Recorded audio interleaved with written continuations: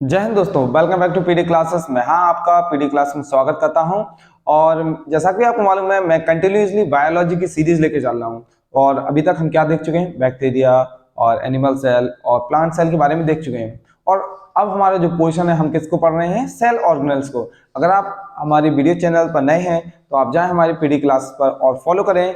और यहाँ पे मैं देखिए आपको बता दूं, कंटिन्यूसली जो मैं वीडियोस डाल रहा हूँ, इसको पढ़ने के बाद आप किसी भी एग्जाम की तैयारी कर रहे हो, आप अगर किसी भी डिफेंस एग्जाम की तैयारी कर रहे हो, एनडीए सीडीएस या एफकेट वगैरह की या सीएपीएफ की, या आप किसी एसएससी या मान लीजिए एमटीएस किसी की भी तैयारी करते हो, तो आप इतना वीडियो जो मैं बना रहा हूँ ना, एक्चुअल में एकदम रियल डाटा जो है मैं फैक्ट और रिसर्च करके ला रहा हूँ। इसके हिसाब से आपको कोई भी डाटा नहीं पढ़ना है, इतना इनफ है। मैं खुद एस्पिरेंट हूँ सीडीएस का, तो मैं एनालिसिस कर रहा हूँ, देख रहा हूँ कि इससे ज्यादा नहीं आता है, तो आप इतना पढ़िए, इनफ है। और मैं आपको डायग्रामेटिकली लाया हूँ, डायग्राम से पढ़ेंगे तो आपको विजुअलाइजेशन होगा। सो हम अभी तक क्या देख चुके हैं? हम अभी तक 3 ऑर्गेनेल्स और पार्ट देख चुके हैं। अब हम पढ़ने वाले हैं लाइसोसोम और वैक्यूल के बारे में। इससे पहले मैं आपको कुछ समझाना चाहता हूँ। ये हमारा क्या है? एनिमल सेल, इतना तो आपको मालूम चला हो गया। यहाँ पे हमारा क्या है? न्यूक्लियस है, ठीक है। अब यहाँ न्यूक्लियस है, आपको ये भी पता होगा यहाँ पे क्या है हमारा? ईआर, एंडोप्लाज्म रेटिकुलम, ठीक है। इसको क्या बोलते हैं? ईआर। अब आपको मालूम है दो टाइप के होते हैं, एस ई आर और आर ई आर। तो S E R smooth endoplasm reticulum और रफ एंडोप्लाज्म रेटिकुलम, दो टाइप के होते हैं। ये क्या करता है? ये हमारा लिपिड फॉर्मेशन करता है। क्या करता है? लिपिड का फॉर्मेशन। आरईआर क्या करता है? ये हमारे प्रोटीन का फॉर्मेशन करता है। आई होप इतना तो आपको मालूम ही चल गया होगा, अगर आप मेरे वीडियोस को कंटिन्यूसली देख रहे हैं। अब आपको मालूम होगा यहाँ हमारा जो रहता है, जो ज्वाइन रहता है किससे? हमारा न्यूक्लियस मेम्ब्रेन से। ये ईआर रफ एंडोप्लाज्म रेटिकुलम रहता है, और इससे जो कनेक्ट रहता है हमारा मेम्ब्रेन से, ये स्मूथ एंडोप्लाज्म रेटिकुलम रहता है। अब देखो, आपको मालूम होगा कि ये क्या करता है? हमारा प्रोडक्शन करता है किसका? प्रोटीन का और लिपिड का। अब ये मॉलिक्यूल्स प्रोड्यूस होते हैं, यहां से निकलते हुए यहां पे आते हैं। ये मान लीजिए प्रोटीन के और हमारे लिपिड के मॉलिक्यूल्स हैं, यहां से निकलते हुए ये कहां जाते हैं? देखो यहां पे आपको मालूम होगा, यहाँ पे हमारी क्या है? गोल्जी बॉडी है कि नहीं? मालूम है ना? हाँ। तो यहाँ पे हमारे गोल्जी बॉडी है, इस तरीके से, इस तरीके से। अब ये पहुंचते कहाँ है? ये ट्रांसफर होते हैं ईआर से हमारा गोल्जी बॉडी तक। गोल्जी बॉडी अब क्या करती है? ये हमारी क्या है? Golgi body, GB, okay, Golgi body. तो गोल्जी बॉडी का फंक्शन क्या है? अगर मैं बात करूं, ये स्टोर करती है, और क्या करती है? हमारा पैकेज करती है इसको, जो भी मॉलिक्यूल्स इसके पास आता है। और कौन सा मॉलिक्यूल्स आया है? ये हमारा प्रोटीन का और लिपिड का। अब होता क्या है, जैसे इसमें ये मॉलिक्यूल्स एंटर करती है, मान लीजिए ये आ गए मॉलिक्यूल्स, ये एंटर किए, तो ये इसको ऐसे ट्रांसफर कर देती है यहाँ पर, इस तरीके से ऐसे ट्रांसफर कर देती है यहाँ पर, ये स्टोर हो जाते हैं। सो इसलिए मैंने लिखा है ये स्टोर और पैकेज का काम करती है। अब होता क्या है, ये इसको हम ऐसा कह सकते हैं, ये कन्वर्टेशन का काम करती है। किस चीज को कन्वर्ट करती है? प्रोटीन को कन्वर्ट कर देती है हमारे एंजाइम में, और लिपिड को कन्वर्ट कर देती है हार्मोन में। आप कहते हो हमारे अंदर एंजाइम और हार्मोन कहां से आते हैं? यही गोल्जी बॉडी है रिस्पॉन्सिबल किसके लिए? प्रोटीन को एंजाइम में और एंजाइम को प्रोटीन में। ये मैं पहले भी बता चुका हूं।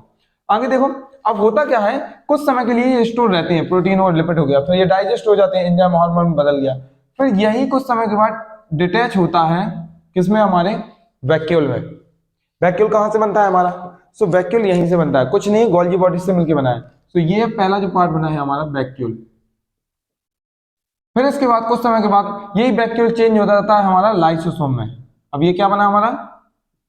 लाइसोसोम। बात समझ में आ रहा है कि नहीं? आ रहा है ना? फिर से देखो, मैंने बताया है यहाँ से हमारा जो है लिपिड और प्रोटीन जो गया, लिपिड और प्रोटीन यहाँ से गया हमारा गोल्जी बॉडी के पास। गोल्जी बॉडी ने इसको क्या किया? स्टोर किया, कुछ समय के लिए कन्वर्ट कर दिया प्रोटीन को एंजाइम में और लिपिड को हार्मोन में। इसके बाद यही कुछ समय के बाद ये जो पार्ट है ना गोल्जी बॉडी के, डिटैच हो जाते हैं, हट जाते हैं, टूट जाते हैं, किसके फॉर्म में? वैक्यूल के फॉर्म में। तो ऐसे वैक्यूल बनता है, फिर वैक्यूल के बाद जो चेंज हो जाता है ये लाइसोसोम में होता है, तो ऐसे लाइसोसोम बनता है। तो आप ये कह सकते हो वैक्यूल और हमारा जो लाइसोसोम है, लाइसोसोम और वैक्यूल कहां से बनती है? गोल्जी बॉडी का ही पार्ट है। ये बहुत फ्रिक्वेंटली क्वेश्चन पूछे जाते हैं, तो इसलिए मैं आपसे कह रहा हूं, अगर आप मेरी वीडियोस को कंटिन्यूसली देख रहे हो तो आपको पूरा विजुअलाइजेशन से याद होगा, ठीक है ना? सो बने रहे आप मेरे साथ।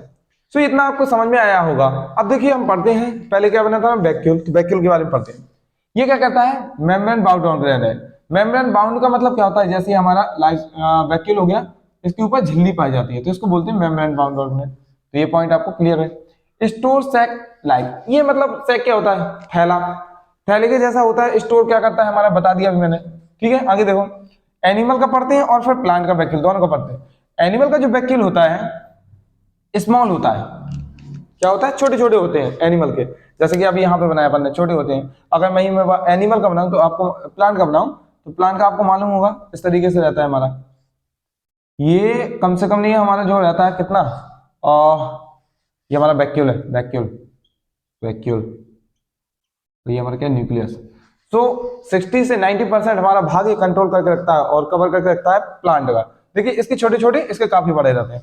तो वहां पे क्या लिखा है, स्मॉल होता है, लार्ज नंबर, बहुत सारे होते हैं एनिमल में, ठीक है, और H2O मिनरल इसमें भरा रहता है। वहीं हम प्लांट की बात करें तो प्लांट का वैक्यूल लार्ज रहता है, देखो कितना लार्ज है, और इसमें क्या 1 2 रहते हैं नंबर में, ठीक है, और ऑक्यूपाइड 60 से 90% जो रहता है सेल का पार्ट यही कंट्रोल करके रखता है और कवर करके रखता है, ठीक है। सो इतने फैक्ट है, इससे ज्यादा नहीं करना है। नेक्स्ट देखो, लाइसोसोम देखते हैं। लाइसोसोम जो रहता है ये भी हमारा क्या है, मेम्ब्रेन बाउंड है, यानी कोशिकाबद्ध अंग है। ये भी हमारा इस तरीके से, ये हो गया हमारा लाइसोसोम, इसके ऊपर कैसी ये बाउंड ऑर्गेनेल पाई जाती है, ठीक है, झिल्ली टाइप की। नेक्स्ट, ये किससे फिल्ड रहता है, ये फिल्ड है डाइजेस्टिव एंजाइम से, हाइड्रोलाइटिक एंजाइम जिसको बोलते हैं। क्या रहता है, हाइड्रोलाइटिक एंजाइम। हाइड्रोलाइटिक एंजाइम क्या रहता है, HCl, जो क्या करती है हमारे कॉम्प्लेक्स सब्सटेंस को सिंपल सब्सटेंस में तोड़ देती है, ठीक है ना। तो ये हो गया हमारा hydrolytic enzyme. Next, enzyme made by आरिया। अब जो हाइड्रोलाइटिक एंजाइम कहां से बनते हैं, आरईआर से, रफ एंडोप्लाज्म रेटिकुलम से, ठीक है। सो याद रखना है आपको, अभी बताया ना मैंने प्रोटीन क्या होता है हमारा, एंजाइम में टूटता है, तो ये भी पॉइंट याद रखना है। नेक्स्ट, ये क्या करता है, कॉम्प्लेक्स सब्सटेंस को सिंपल सब्सटेंस में ब्रेक कर देता है। हाइड्रोलाइटिक एंजाइम कहां पर होता है, ये लाइसोसोम में।